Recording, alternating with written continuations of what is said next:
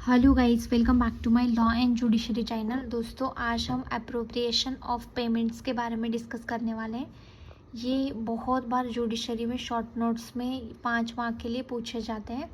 तो appropriation of payment क्या होता है, इसके बारे में लॉ ऑफ कॉन्ट्रैक्ट क्या कहता है वो देख लेते एक बार। अप्रोप्रिएशन ऑफ पेमेंट्स के बारे में सेक्शन 59 to 61, ये सेक्शन 59 देन 60, 61, 3 सेक्शन बहुत इंपॉर्टेंट माने जाते हैं for the appropriation of payment.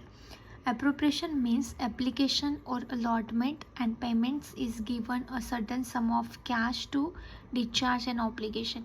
ये पेमेंट डिस्चार्ज ऑफ ऑब्लिगेशन, आपका जो भी ऑब्लिगेशन है वो डिस्चार्ज करने के लिए, मतलब वो ख़त्म करने के लिए दिए जाते हैं। Hence appropriation of payments means the application of a certain amount paid by a person to the discharge of the various debt owning by the person to another। अगर सपोज एक पर्सन ने वहाँ पे डेप्ट लिया है, कुछ कर्जा लिया है, उसको फुलफिल करने के लिए, उसको पेड करने के लिए वो पेमेंट करता है ताकि उसका जो ऑब्लिगेशन वो डिस्चार्ज हो जाए। तो वो payment like owning by the one person to another, ये एक पर्सन ने दूसरे पर्सन से लिया हुआ एक डेप्ट होता है, वो फुलफिल करने के लिए वो किस तरह से पेमेंट करता है, इसके बारे में अप्रोप्रिएशन ऑफ पेमेंट्स कहता है। तो दोस्तों, यहाँ पे classification of appropriation of payments हम लोग देख लेंगे। Following are the major types of appropriation of payment. तो ये टाइप्स ऑफ पेमेंट दिए गए हैं कि आप किस तरह से अप्रोप्रिएशन ऑफ पेमेंट कर सकते हैं according to the contract act. appropriation by the debtor, appropriation by the creditor, appropriation by law। आप एक डेटर मतलब जिसने लोन लिया है वो कैसे अप्रोप्रिएशन करेगा, इसका सेक्शन 59 दिया है। और जो क्रेडिटर होता है, जो पैसे देता है उनको, उनके अकॉर्डिंग वो अप्रोप्रिएशन ऑफ पेमेंट कैसे होगा वो सेक्शन 60 कहता है। और लॉ के द्वारा अप्रोप्रिएशन ऑफ पेमेंट अगर किया जाता है तो वो कैसे होगा, ये सेक्शन 61 कहता है according to the contract act. तो दोस्तों, यहाँ पे सेक्शन 59 क्या कहता है, let's see. Appropriation according to debtor, जो कर्जदार हैं उनके द्वारा अप्रोप्रिएशन ऑफ पेमेंट कैसे होता है।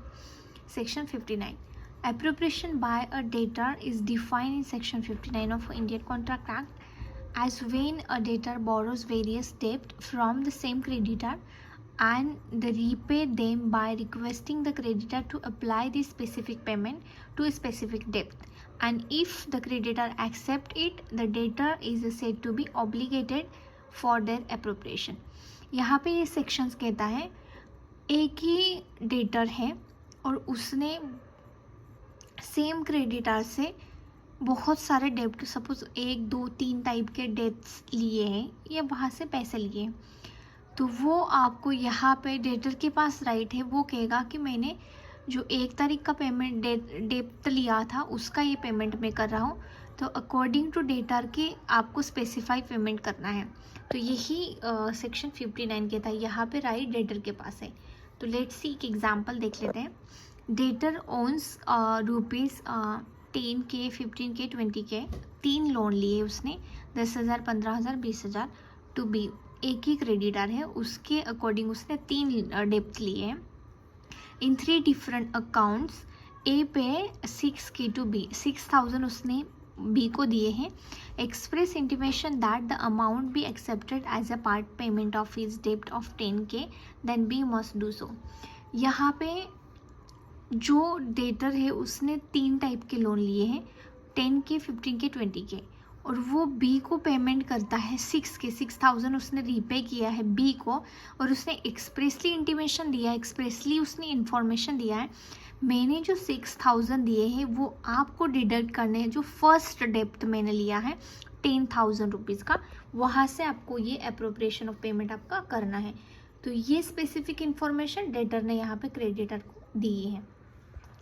सो यहाँ पे यहाँ पे एक केस लॉ है, वो केस लॉ हम लोग क्लेटन्स केस भी कहते हैं, इंग्लैंड का केस है। It has been consider a basic rule since the case Devaynes versus Noble, also known as Clayton's case। In this case, it held that debtor can request the creditor to appropriate the amount to any of the debt in case he owns to the creditor several and distinct debt. If the creditor agreed to it, then he is bound to it। यहाँ पे ये क्लेटन्स case कहता है कि अगर एक ही debtor है और उसने बहुत सारे क्रेडिट लिए हैं, क्रेडिटर से बहुत सारे पैसे लिए या कुछ डेप्थ लिया है, तो वो अगर डेटर अगर रिक्वेस्ट करता है तो उसके अकॉर्डिंग वो बाउंड हो जाएगा कि उसको उसके ही अकॉर्डिंग फॉलो अप लेना है। Now appropriation in the absence of any intimation. पहले वाले केस में हमने देखा कि वहाँ पे डेटर ने स्पेसिफिक इंटीमेशन दिया है कि मैंने जो फर्स्ट वाला डेप्थ लिया उसका ही आपको डिडक्ट करना है पेमेंट, बट यहाँ पे अगर उसने इंफॉर्मेशन ही नहीं दी है तो आप वो डेप्थ को कैसे एग्रीगेट कर सकते हैं, कैसे काउंटिंग कर सकते हैं।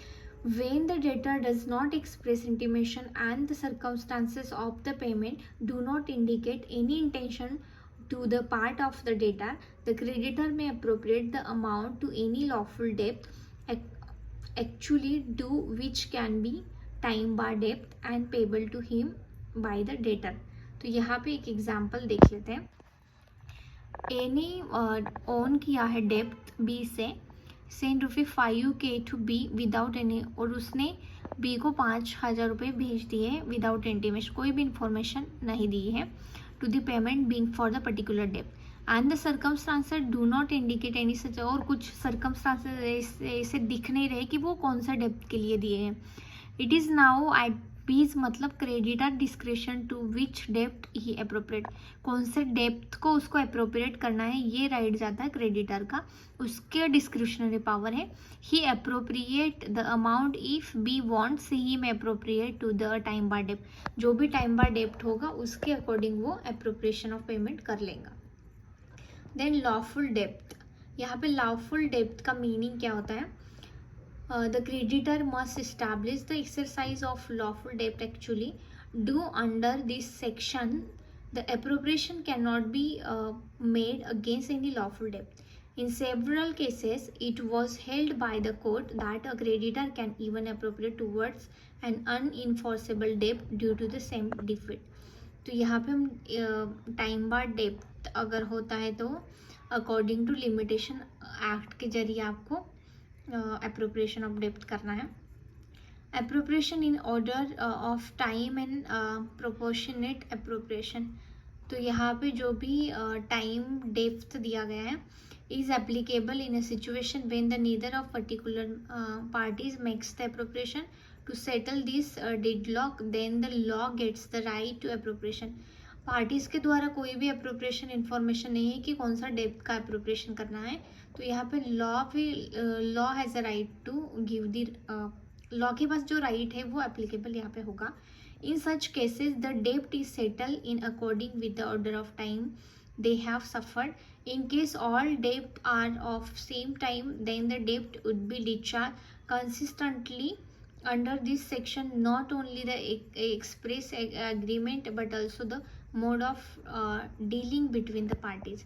ये कैसे अप्रोप्रिएशन किया जाएगा जहाँ पे इंफॉर्मेशन तो कोई भी नहीं है पार्टी के द्वारा और बहुत सारे डेप्थ है वो सेम टाइम डेडलाइन में। तो यहाँ पे हम लोग एक एग्जांपल देख लेते हैं। A required to pay the following debt, यहाँ पे ₹2,500 which is the time barred, ये भी टाइम बार डेप्थ है। Then 3,000 to be paid on 1 April and then ₹5,000 to be paid on 1 April. एक जो अमाउंट है वो टाइम बार्ड है, दूसरा अमाउंट 1 अप्रैल को ही देना है, जो तीसरा अमाउंट वो भी 1 अप्रैल को देना है। तो कौन सा फर्स्ट माना जाएगा और कौन सा सेकेंड, एग्जाम्पल हम लोग देख लेते हैं।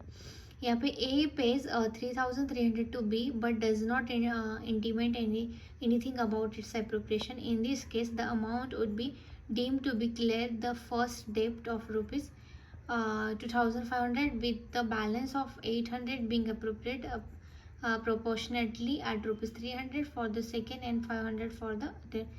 तो यहाँ पे अप्रोप्रिएट प्रोफेशनली जो होता है एक कैलकुलेशन, उसके अकॉर्डिंग यहाँ पे डेप्थ पे किया जाएगा। I hope guys you like this lecture and you just apply it for your exam and any, because of this short note always ask in judiciary exam, that's the reason I'm explaining it।